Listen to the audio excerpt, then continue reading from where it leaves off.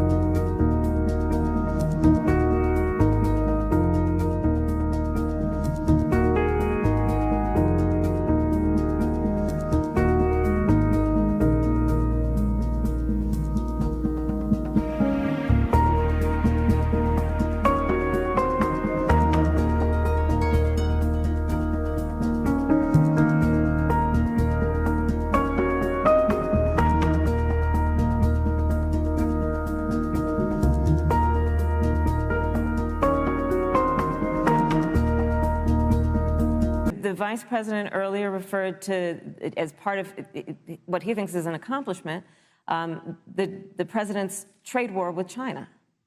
You lost that trade war. You lost it. What ended up happening is, because of a so-called trade war with China, America lost 300,000 manufacturing jobs. Farmers have experienced bankruptcy because of it. We are in a manufacturing recession because of it. And when we look at where this administration has been, there are estimates that by the end of the term of this administration, they will have lost more jobs than almost any other presidential administration.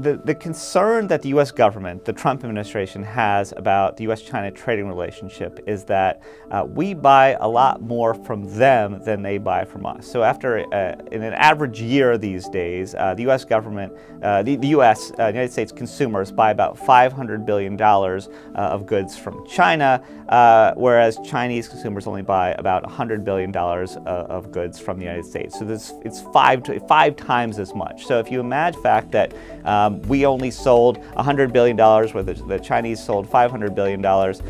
They see that as us losing, us getting the short end of the stick, us being in the situation of the class that only got $2 worth of Pokemon cards. Right now we have the administration of Donald Trump, and the trade team that he has put in place has been much more aggressive about trade issues in general, including those on China. So it's not just China that they are taking on.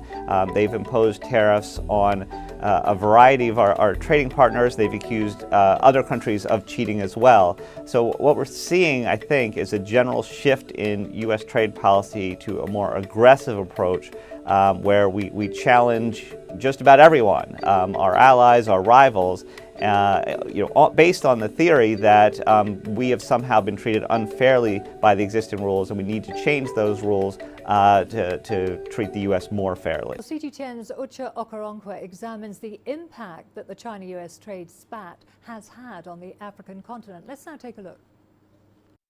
There is a popular African adage that goes, when elephants fight, it is the grass that suffers. Now, though Africa was not the direct target of the US-China trade war and has remained largely absent from the discourse, the reality is African nations are now facing a mixture of opportunity and harm to their economies. And here's why. Now, these trade tariffs have typically led to significant drops in commodity prices, local currencies, as well as major equity exchanges on the continent. But Africa could also feel that commodities export gap left by the US in China itself. It also presents an opportunity for policymakers and stakeholders to redouble reform efforts and create an investment environment on the continent that will see Africa boost its position on the global supply chain.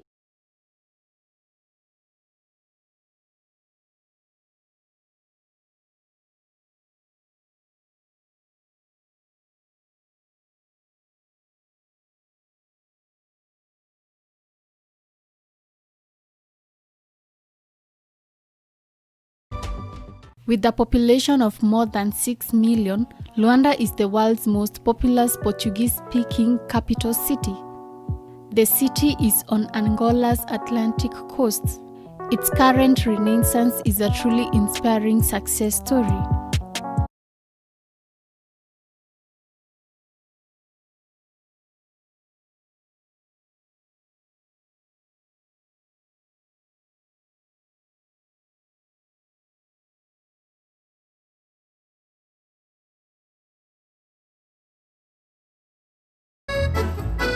Eritrea is a country smaller than Oklahoma, sitting on the Horn of Africa, bordering Sudan, Ethiopia, Djibouti, and the Red Sea, not far away from Yemen. About 5 million people call this land home, which gained independence from Ethiopia on the exact day I was born, May 24th.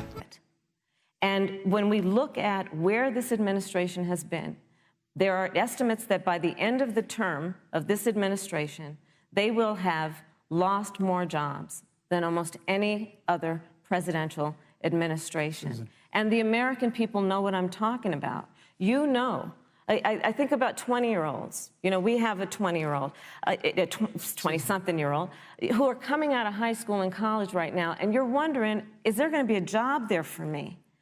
We're looking at people who are trying to figure out how they're going to pay rent by the end of the month. Almost half of American renters are worried about whether they're going to be able to pay rent by the end of the month. This is where the economy is in America right now, and it is because of the catastrophe and the failure of leadership of this administration. Thank you, Senator Harris.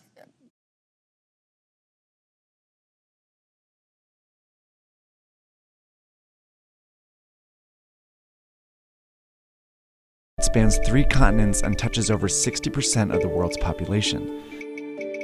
If you connect the dots, it's not hard to see which country that is. This is China's Belt and Road Initiative, the most ambitious infrastructure project in modern history that's designed to reroute global trade. And it's how China plans to become the world's next superpower. China's growing influence challenges the status of the US, which has been the world's lone superpower for the last several decades. But isolation is trending in the US, meaning that they are investing less and therefore losing influence around the world. The BRI is China's way of leveraging power to become a global leader. By building relationships and taking control of global trade, China's well on its way. Trade tensions between the U.S. and China, and specifically the Trump administration's new tariffs on $50 billion of Chinese imports, in part caused global commodity prices to fall by nearly 2% last week. The Bloomberg Commodity Index on Friday showed copper closing at $7,020 per ton, down 2.19% from the previous day. Copper is the industrial metal that China consumes the most, but last month the country's industrial production rose less than usual. The prices of other metals such as aluminum and white gold have also fallen, and so have oil prices. The price of soybeans fell more than 2%, closing at just over $9 a bushel. Why are the U.S. and China imposing new tariffs on each other? Back in 2017, the US began looking into China's trade policies and decided that the deficit between the amount of goods coming into the US from China compared to the amount being exported to China was too great. The US government then imposed billions of dollars in tariffs on some Chinese goods coming into the US. And in return, China issued its own round of tariffs on some US imports.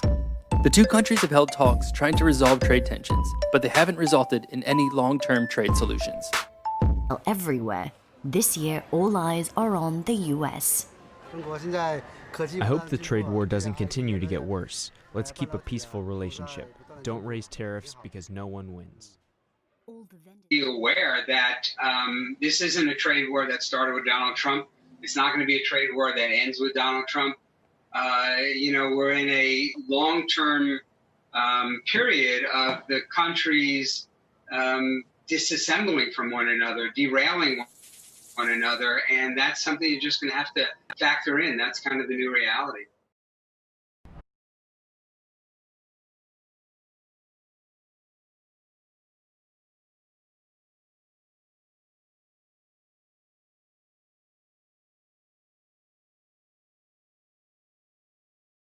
Understanding foreign direct investment.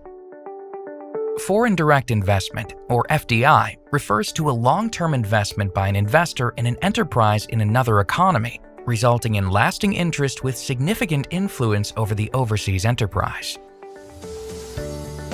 FDI typically occurs through mergers and acquisitions or setting up of business operations by the investor in a foreign economy.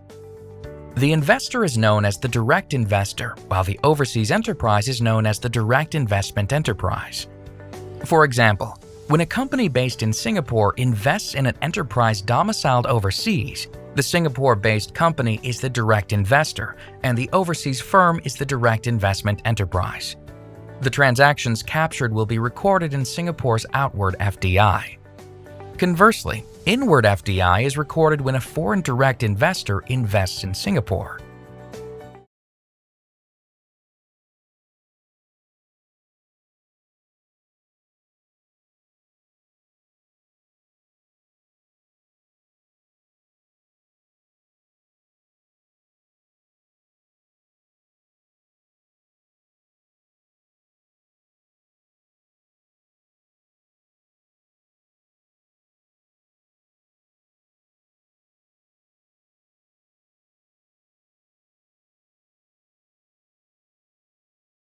Hi my friends, in this video we learn how to start an import-export business.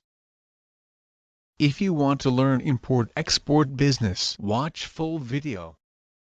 This is 8 steps to start your import-export business. Number 1. Select your business name and set up a website and blog. Without a website or blog, you can have a networked import-export business. Get yourself a platform that allows you to develop a presence online and grow your business beyond your wildest imagination. Number 2. Pick a product to import or export. Market research is an essential step in the export process. With close to 200 countries in the world to export to, you want to make sure that you're targeting the right ones. Number 3. Find the right market. Wait. Before you shift into high gear, you must determine whether there really is a market for your product or service. Number 4. Source a supplier. Once you have a likely import or export product in mind, learn everything there is to know about it. If you were its creator, how would you improve it? Go to a manufacturer and suggest product improvements to turn a mediocre product into something slightly ahead of its time. Your suggestions might mean the difference between a Sony Walkman and an Apple iPod. Number 5. Price the product. The business model for an import-export business is based on 2 critical elements within the international sales operation. 1. Volume, number of units sold. 2. Commission on that volume. The more you sell, the more you make. Number 6.